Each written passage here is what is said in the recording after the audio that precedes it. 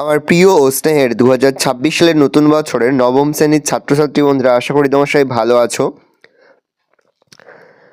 আমার প্রিয় ও স্নেহের 2026 সালের নতুন বছরের নবম শ্রেণীর ছাত্রছাত্রী বন্ধুরা, আশা করি তোমার সবাই ভালো আছো। আজ আমরা যে বিষয়টি নিয়ে আলোচনা করব, নবম শ্রেণীর থার্ড সেমেস্টার পড়তে আমার প্রিয় ও স্নেহের 2026 সালের নতুন বছরের নবম শ্রেণীর ছাত্রছাত্রী বন্ধুরা, আশা করি তোমার সবাই ভালো আছো। আজ আমরা যে বিষয়টি নিয়ে আলোচনা করব, নবম শ্রেণীর ফার্স্ট সেমেস্টার অর্থাৎ প্রথম পর্যায়ক্রমিক মূল্যায়নের ভৌত বিজ্ঞানের কোশ্চেন পেপার নিয়ে। দেখো সরাসরি স্ক্রিনে তোমরা নবম শ্রেণীর ফার্স্ট সেমেস্টার অর্থাৎ প্রথম পর্যায়ক্রমিক মূল্যায়নের ভৌত বিজ্ঞানের কোশ্চেন পেপারটা দেখতে পাচ্ছ। ফুল মার্কস তোমাদের রয়েছে 40, সময় তোমাদের রয়েছে 1 ঘন্টা 20 মিনিট। একে দাগে রয়েছে সঠিক উত্তর নির্বাচন করে লেখো যে কোনো 8টি প্রশ্নের মান 1 করে 1 × 8 = 8।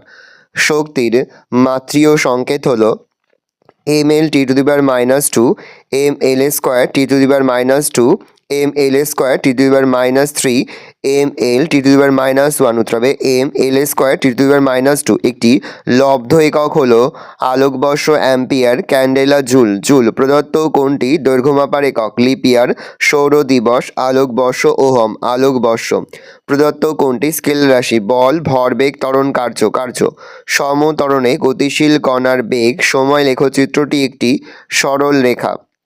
রকেট উৎক্ষেপণের মূলনীতি যে সূত্রে নিহিত তা হল নিউটনের তৃতীয় গতিসূত্র।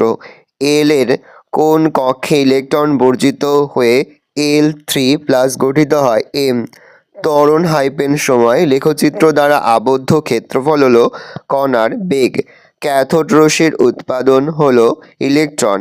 এ কণার বিচ্ছুরণ পরীক্ষার সাহায্যে আবিষ্কৃত হয় প্রোটন আবিষ্কার করেন রাদারফোর্ড। 2 দাগে রয়েছে নিচের প্রশ্নগুলির নির্দেশ অনুযায়ী উত্তর দাও যে কোনো 7টি প্রশ্নের মান 1 করে 1 × 7 = 7। তড়িৎ প্রবাহ মাত্রা কী ধরনের রাশি? স্কেলার রাশি। সাধারণ স্কেলে লঘিষ্ঠ ধ্রুবকের মান কত? 0.1 সেমি। আলোকবর্ষ = ড্যাশ কিলোমিটার, 9.46 × 10⁻12 কিলোমিটার। এসআইতে বলের একক কি? নিউটন। ভর = ঘনত্ব × আয়তন। কোন মূল রাশির একক এসআই ও সিজিএস দুই পদ্ধতিতেই অভিন্ন? সময়। বেগ - সময় লেখচিত্রের নতি কোন ভৌত রাশিকে নির্দেশ করে? ত্বরণ। দড়ি টানাটানি খেলায় দড়ি উভয় প্রান্তে 15 নিউটন টান প্রয়োগ করলে দড়িতে টান কত হবে? 30 নিউটন। পরমাণুর সবচেয়ে ভারী কণা কোনটি? নিউটন। এসআইতে ইলেকট্রনের ভর সংখ্যা কত গ্রাম? 9.11 × 10⁻31 কেজি। নিচের প্রশ্নগুলির সংক্ষিপ্ত উত্তর দাও যে কোনো 8টি প্রশ্নের মান 2 করে 2 × 8 = 16। ভৌত রাশি কাকে বলে? কয়েকটি ভৌত রাশি উদাহরণ দাও। যে সমস্ত প্রাকৃতিক বিষয়কে প্রত্যক্ষ বা পরোক্ষভাবে পরিমাপ করা যায় তাদের ভৌত রাশি বলে।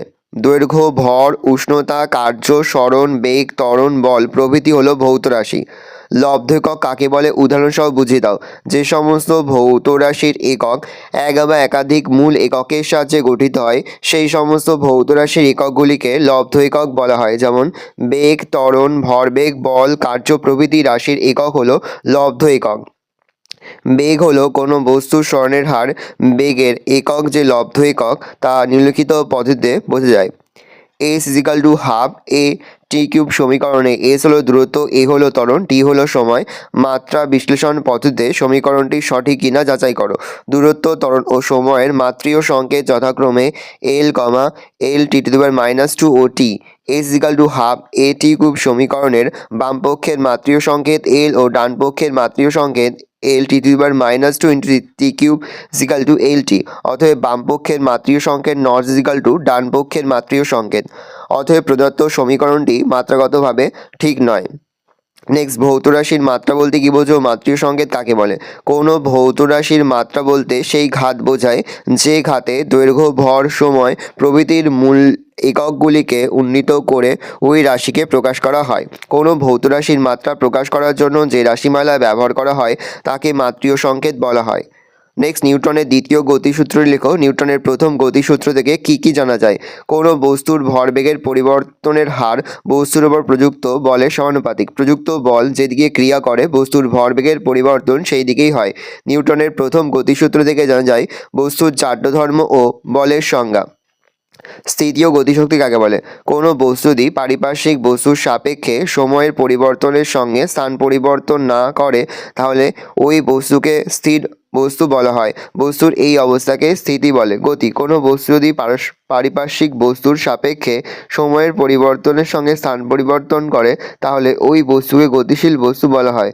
বস্তুর এই অবস্থাকে গতি বলে। নেক্সট, জাড্য কাকে বলে? জাড্য কয় প্রকার ও কী কী? যে ধর্মের জন্য কোনো বস্তু স্থিতিশীল বা গতিশীল যে অবস্থাতেই থাকুক না কেন সেই অবস্থাতেই থাকতে চায় এবং সেই অবস্থার পরিবর্তনের প্রচেষ্টাকে বাধা দেয় তাকে জাড্য বলে। জাড্য দুই প্রকার, স্থিতিজাড্য ও গতিজাড্য। পরমাণু কাকে বলে? এর মূল উপাদান কণাগুলি কী কী? কোনো মৌলের যে ক্ষুদ্রতম কণায় ওই মৌলের সব ধর্ম বর্তমান এবং যে কণা অবিভাজ্য অবস্থায় রাসায়নিক বিক্রিয়ায় অংশগ্রহণ করে তাকে ওই মৌলের পরমাণু বলে। এর মূল উপাদান কণাগুলি হল প্রোটন, ইলেকট্রন ও নিউট্রন। তেজস্ক্রিয়তা কী? যে ধর্মের জন্য সাধারণত উচ্চ পারমাণবিক ভরযুক্ত কতগুলি মৌলের পরমাণু সব অবস্থাতেই স্বতঃস্ফূর্তভাবে বিভাজিত হয়ে নতুন মৌলের পরমাণুতে পরিণত হয়, সেই সঙ্গে বিশেষ ধরনের অদৃশ্য রশ্মি নির্গত হয়, সেই ধর্মকে তেজস্ক্রিয়তা বলে। আইসোবার কাকে বলে? ভিন্ন পরমাণু ক্রমাঙ্ক বা পারমাণবিক সংখ্যা কিন্তু একই ভর সংখ্যা বিশিষ্ট ভিন্ন ভিন্ন মৌলের পরমাণুগুলিকে পরস্পরের সমভর বা আইসোবার বলা হয়। 4 দাগে রয়েছে নিচের প্রশ্নগুলির উত্তর দাও। বিকল্প লক্ষণীয় প্রশ্নের মান 3 করে 3 গুণ 3 = 9।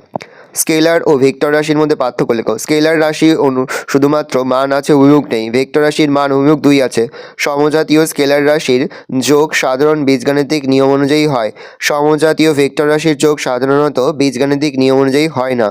দুটি স্কেলার রাশির গুণফল সর্বদা একটি স্কেলার রাশি। দুটি ভেক্টর রাশির গুণফল একটি স্কেলার রাশি অথবা একটি ভেক্টর রাশি হতে পারে। নেক্সট, সাধারণ তুলাযন্ত্র এবং মাপনী চোঙের সাহায্যে কিভাবে একটি কঠিন বস্তুর ঘনত্ব নির্ণয় করা যায়? প্রথমে সাধারণ তুলাযন্ত্রের সাহায্যে কঠিন বস্তুটির ভর নির্ণয় করা হয়। মনে করা যাক বস্তুটির ভর হলো m। এবার একটি মাপনী চোঙ নেওয়া হলো যার প্রস্থচ্ছেদের ক্ষেত্রফল এমন যাতে বস্তুটি চোঙের মধ্যে ঢুকে যায়। চোঙের মধ্যে এমন একটি তরল নেওয়া হলো যাতে বস্তুটি দ্রবীভূত না হয় বা রাসায়নিক বিক্রিয়া না হয়। মনে করা যাক চোঙে তরলের আয়তন v1। এবার একটি মোম লাগানো শক্ত সরু সুতোতে বস্তুটিকে বেঁধে খুব ধীরে চোঙের তরলে ডোবানো হলো। ধরা যাক বস্তু সমেত তরলের আয়তন v2, অতএব বস্তুর আয়তন v2 - v1। এখানে v2 - v1 পাঠ থেকে নিমজ্জিত সুতোর আয়তন বাদ দিলে বস্তুর প্রকৃত আয়তন পাওয়া যাবে। বস্তুর ঘনত্ব d m/v2 - v1। বীজগাণিতিক পদ্ধতি অনুসরণে v² = u² + 2as সমীকরণটি প্রতিষ্ঠা করো। ধরা যাক সরলরেখা বরাবর a সমত্বরণে গতিশীল কোনো কণার প্রাথমিক বেগ u, সময় পরে বেগ v = u + at। t সময়ে কণা দ্বারা অতিক্রান্ত দূরত্ব s হলে s = ut + ½ at² 2। 1 নং সমীকরণের উভয় পক্ষে বর্গ করে পাই v² = u + at² = u² + 2uat + a² + t²। তাহলে u² + 2a ব্র্যাকেটের মধ্যে ut + ½ at²। 2 নং সমীকরণ থেকে পাই v² = u² + 2as at নির্ণীয় সমীকরণ।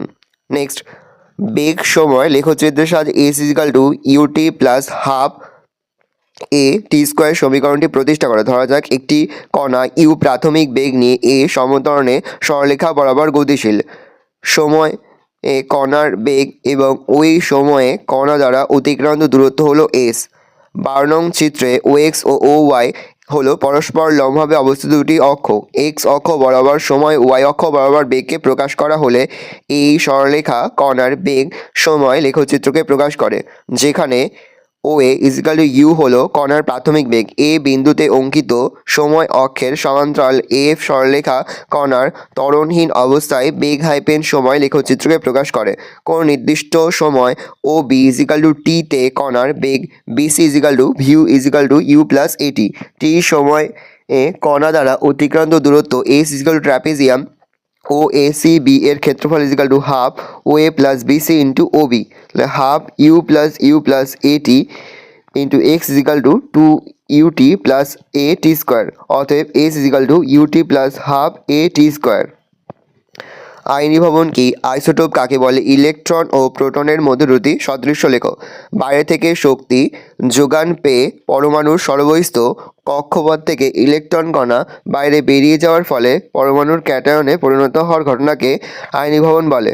কোনো মৌলের বিভিন্ন পরমাণু যাদের পারমাণবিক সংখ্যা একই কিন্তু নিউক্লিয়াসে ভিন্ন সংখ্যক নিউট্রন থাকার ফলে ভর সংখ্যা আলাদা হয় তাদের ওই মৌলের আইসোটোপ বলে। ইলেকট্রন ও প্রোটনের মধ্যে দুটি সদৃশ্য হলো: এক, ইলেকট্রন ও প্রোটন উভয় পরমাণুর গঠনের একটি মূল উপাদান। দুই, ইলেকট্রন ও প্রোটন উভয়ের আধানের পরিমাণ সমান। রাদারফোর্ডের পরমাণুর মডেলের গুণাবলী লেখো। রাদারফোর্ডের পরমাণু মডেলের গুণাবলী হলো এক, এই মডেলে প্রথম নিউক্লিয়াসের অস্তিত্বের ধারণা পাওয়া যায়। পরমাণুর সমগ্র ভর ও ধনাত্মক আধান নিউক্লিয়াসের কেন্দ্রীভূত হয়ে আছে, এই ধারণা পরবর্তীকালেও স্বীকৃত হয়েছে। দুই, পরমাণু নিউক্লিয়াসের বাইরে বিভিন্ন কক্ষপথে ইলেকট্রনগুলির আবর্তনের ধারণা এই মডেলেই প্রথম পাওয়া যায়। তিন, নিউক্লিয়াসে যত সংখ্যক প্রোটন আছে নিউক্লিয়াসের বাইরে বিভিন্ন কক্ষপথে অনবরত ইলেকট্রনের সংখ্যা ও ততই, এই ধারণা থেকে পরমাণু নিঃসৃত প্রসমতার ধারণা পাওয়া যায়। ভালো করে দেখে নাও, এই রয়েছে টোটাল তোমাদের 2026 সালের ক্লাস 9-এর ফার্স্ট সামেটিভ অর্থাৎ প্রথম পর্যায়ক্রমিক মূল্যায়নের ভৌত বিজ্ঞানের কোশ্চেন পেপার। ভালো করে স্টোরি দেখে নাও। এই প্রশ্নপত্রের সম্পূর্ণ পিডিএফ ফাইল কিন্তু আমাদের ফেসবুক পেজ রয়েছে এডুকেশন ফ্যামিলি, সেখানে কিন্তু আমরা আপলোড করে দিচ্ছি, তোমরা কিন্তু অবশ্যই সেখান থেকে সংগ্রহ করে নেবে। কোনো প্রশ্নের উত্তর লিখতে বা বুঝতে যদি কোনো রকম অসুবিধা হয় তাহলে কিন্তু নির্দ্বিধায় কমেন্ট করে জানাতে একদমই ভুলবে না। ভালো করে দেখে নাও। আশা করা যায় প্রতি বছরের ন্যায় এবছরও তোমরা কিন্তু আমাদের সাজেশন অংশ থেকেই সমস্ত প্রশ্নই কিন্তু কমন পেয়ে যাবে। সেহেতু অবশ্যই কিন্তু নতুন হলে আমাদের চ্যানেলটা তোমরা সাবস্ক্রাইব করে পাশে বেল আইকনটা প্রেস করার জন্য নতুন কোনো ভিডিও আপলোড করি সবার ফার্স্ট নোটিফিকেশন তোমরা পেয়ে যাও। আর এই ভিডিওটি তোমার বন্ধু বান্ধবী আত্মীয় স্বজন সবার মধ্যে কিন্তু অনেক শেয়ার করে দিলে, বছর ক্লাস 9-এ পড়ছে।